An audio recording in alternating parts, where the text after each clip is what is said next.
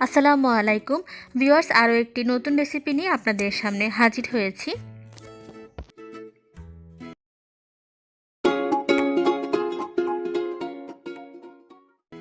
আজকে আমি আপনাদেরকে খুবই মজার এবং অদ্ভুত একটি রেসিপি করে দেখাবো। অদ্ভুত বলছি এই কারণে, যারা আগে কখনো এই রেসিপিটি ট্রাই করেননি তাদের কাছে এই রেসিপিটি অদ্ভুতই মনে হবে। তাহলে আর দেরি না করে আপনাদেরকে আমি বলেই দিচ্ছি, আজকে আমাদের রেসিপি হলো চট্টগ্রামের ভীষণ জনপ্রিয় মূলা দিয়ে মাংস রান্না।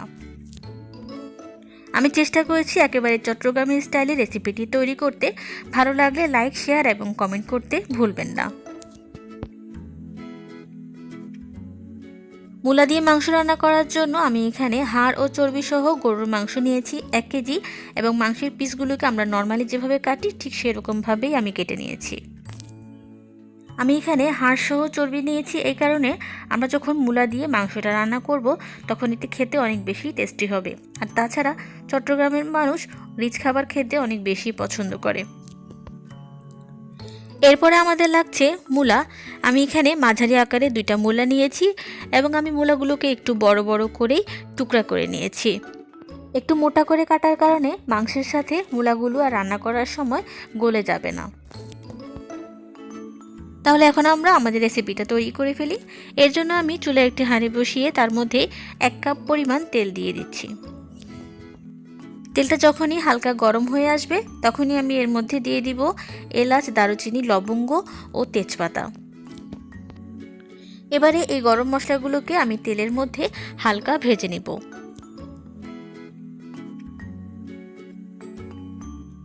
গরম মশলাগুলো ভেজে যখন সুন্দর স্মেল আসবে তখনই আমি এর মধ্যে দিয়ে দিব 1 কাপ পরিমাণ পেঁয়াজ কুচি। তেলের মধ্যে পেঁয়াজ কুচিগুলোকেও আমি হালকা নরম করে ভেজে নিচ্ছি।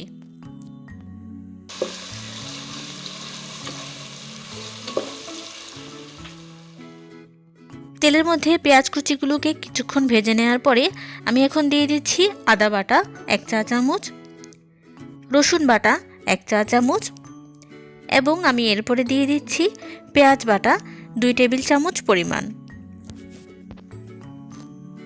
ভিউয়ার্স, বিভিন্ন অঞ্চলে রান্নার কিন্তু আলাদা একটি ধরন থাকে। আমরা এক এক এলাকার লোকজন এক এক রকমভাবে মাংস রান্না করে থাকি, তবে সেই দিক থেকে চট্টগ্রামের লোকেদের রান্নার ধরনটা একটু ভিন্ন। তারা প্রথমে তেলের মধ্যে মশলাগুলোকে ভালোভাবে কষিয়ে নেবে এবং কষানো মশলার মধ্যে মাংস দিয়ে তারপর রান্না করবে। এরপর আমি দিয়ে দিচ্ছি শুকনো মরিচের গুঁড়া 1 চা চামচ পরিমাণ। ঝাল আছে এরকম মরিচই ব্যবহার করতে হবে। দিচ্ছি হলুদ গুঁড়া 1 চা চামচ পরিমাণ। এরপর আমি দিয়ে দিচ্ছি ধনিয়া গুঁড়া 1.5 চা চামচ পরিমাণ। জিরা গুঁড়া দিচ্ছি 1/2 চা চামচ, এবং লবণ দিচ্ছি 1 চা চামচ পরিমাণ অথবা স্বাদ মতো। নেড়েচেড়ে মশলাগুলোকে আমি ভালোভাবে মিশিয়ে নিচ্ছি। এখন মশলাগুলোকে কষানোর জন্য আমি এখানে 1/3 কাপ পরিমাণ পানি দিয়ে দিচ্ছি। এবারে ঢাকনা দিয়ে ঢেকে মশলার উপরে তেল উঠে আসা পর্যন্ত মশলাগুলোকে আমি কষিয়ে নেব। ফিরে আসলাম কিছুক্ষণ পর।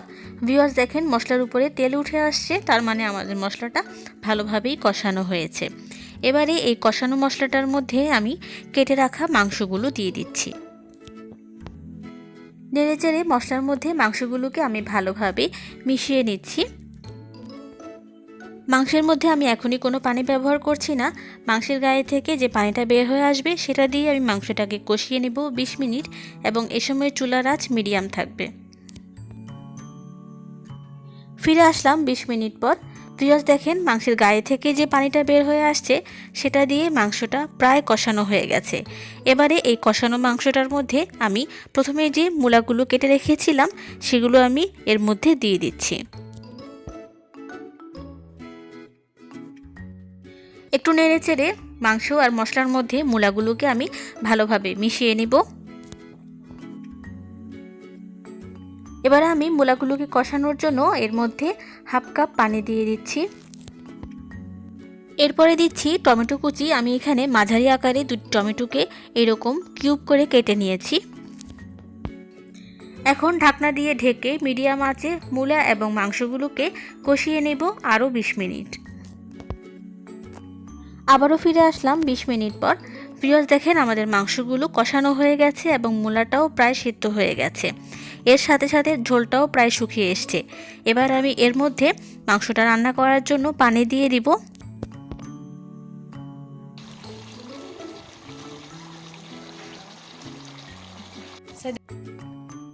এখন আমি এর মধ্যে মেজারমেন্ট কাপের 2.5 কাপ পরিমাণ পানি দিয়ে দিচ্ছি এবং এই পানিটা দিয়েই আমরা আমাদের মাংস রান্না শেষ করব।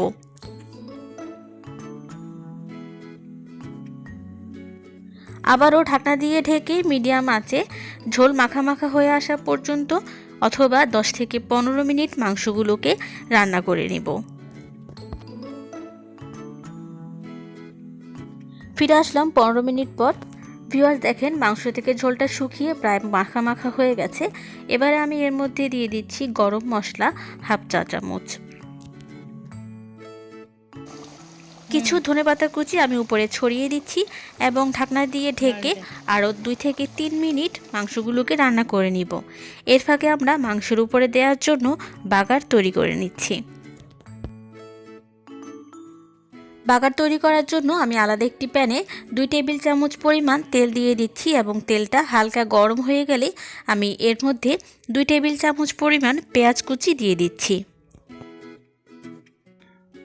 নেড়েচেড়ে পেঁয়াজ কুচিগুলোকে তেলের মধ্যে 2-3 মিনিট ভেজে নিলেই পেঁয়াজ কুচিগুলো যখন গোল্ডেন ব্রাউন কালার হয়ে আসবে তখনই আমরা বাগারটাকে মাংসের মধ্যে দিয়ে দিব। আমাদের বাগারটা তৈরি হয়ে গেছে। এবারে এই তৈরি করে নেওয়া বাগারটা আমি মাংসের উপরে দিয়ে দিচ্ছি। নেড়েচেড়ে বাগারটাকে মাংসের মধ্যে মিশিয়ে নিচ্ছি। এবারে ঢাকনা দিয়ে ঢেকে বলক উঠে আসা পর্যন্ত রান্না করে নিব। বলক উঠে আসলেই আমরা মাংসটাকে চুলা থেকে নামিয়ে আপনাদেরকে পরিবেশন করে দেখাবো। ভিউয়ার্স দেখেন কিছুক্ষণ পরে মাংসের মধ্যে বলক উঠে আসছে আর এর সাথে সাথেই চট্টগ্রামের ঐতিহ্যবাহী মূলা দিয়ে মাংস রান্না করা হয়ে গেছে। আর রেসিপির কালারটা দেখেছেন কতটা পারফেক্ট কালার এসেছে, দেখেই কিন্তু খেতে ইচ্ছে করছে। এই রেসিপিটি পোলাও, সাদা ভাত, আতপ চাল, রুটি, পরোটা যে কোনো কিছুর সাথে কিন্তু খেতে বেশ লাগে।